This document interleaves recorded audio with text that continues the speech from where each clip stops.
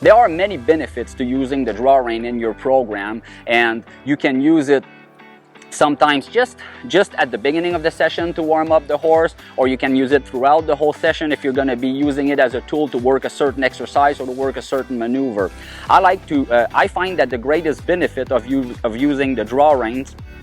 is going to be for the stability. By stability, I mean that often when we're teaching our horses how to use their body and teach them to collect themselves, I don't expect them to stay in the bridle in a full collection, but and the release is very important for me to tell my horse, to reward my horse and tell my horse that he's doing the right thing and that he's on the right track. But often, especially in the early stages of teaching collection, you find yourself playing a game of take and release, and it feels sometimes like the horse is just giving it to me just a little bit, just enough for me to release, and then it kind of goes against the purpose of what I'm looking for. And I'm not the type of rider that likes to be aggressive with my hands. I like to be very soft and stable with my hands, and the draw reins allow me to do that. So it's going to help me not, pull or over pull, keep my hands more steady and stabilize that horse to where, when I do offer a release, when I feel he's done the right thing with his body, I feel that he's not going to be able to really stretch out or spring out, and therefore we're not going to be playing that back and forth game.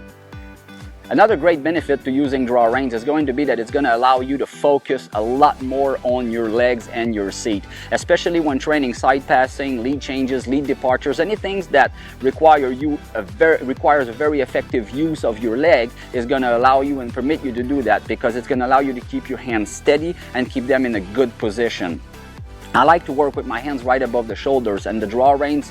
connection, the way I have it connected right now, allows me to do that. And so it allows me to really focus on what I'm doing with my legs. And remember that in whatever you're doing, no matter what discipline you're doing, to have good control over your horse's body with your legs and be really connected with your seat is going to be of